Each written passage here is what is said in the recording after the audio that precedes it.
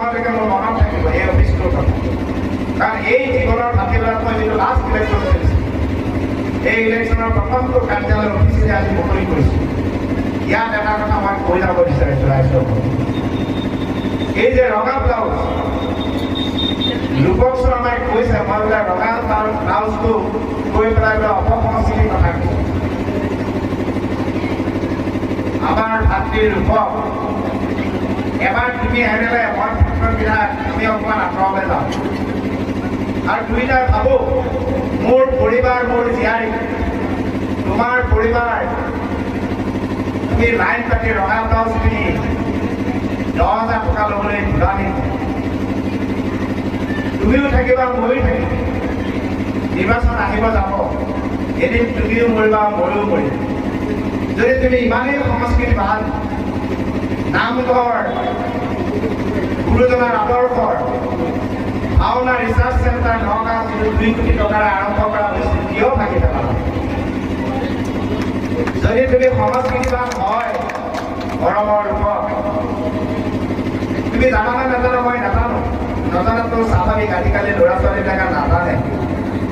এগৰাকী মহিলা, যিগৰাকী মহিলা গুৰুজনাৰ ভতিজা, তেওঁ যদি এটা বৰগীত মেঘালেহেঁতেন, চিলাৰে যদি নুশুনিলেহেঁতেন, শংকৰদেৱ আজি জীয়াই নাথাকিলেহেঁতেন।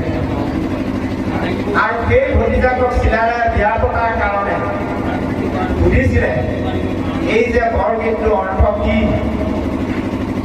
আত্মা পৰমাত্মা। আমি চকুৰে যিমানবিলাক দেখিছোঁ, এই গোটেইবিলাক অস্থায়ী। মই আপোনাক দেখিছোঁ, আপুনি মোক দেখিছে, কাৰ্যালয়টো দেখিছে, গাড়ীখন দেখিছে, এইবিলাক অস্থায়ী। আৰু ইয়াতে মায়ামো আছে, ধুনীয়া চোলাটো পিন্ধিব লাগিব। যদি আপুটাই জীয়াই থাকিব নালাগে, অনৈক্যৰ বিপৰীতে যদি ঐক্য হ'ব লাগে, সন্দেহৰ বিপৰীতে যদি আত্মবিশ্বাস হ'ব লাগে, জাত পাতৰ ৰাজনীতি যদি বন্ধ হ'ব লাগে, মূল্য বৃদ্ধি যদি কমিব লাগে, জুবিন গাৰ্গক যদি স্বীকৃতি দিলেহেঁতেন, তেতিয়া আজি জুবিন গাৰ্গ নমৰিলহেঁতেন।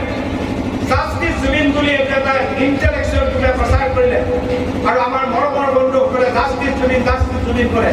স্বীকৃতি নিদিয়া হ'লে জুবিন গাৰ্গ নমৰিলহেঁতেন, সেইটোহে লিখিব লাগে। কিয় স্বীকৃতি নিদিলে, কিয় স্বীকৃতি নিদিলে, কিয় স্বীকৃতি নিদিলে জুবিন গাৰ্গক?